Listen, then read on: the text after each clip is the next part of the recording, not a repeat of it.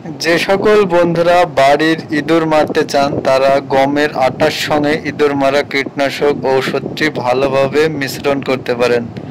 তার কারণ গমের আটা হচ্ছে বাড়িতে থাকা ইঁদুরের একটি স্পেশাল খাদ্য।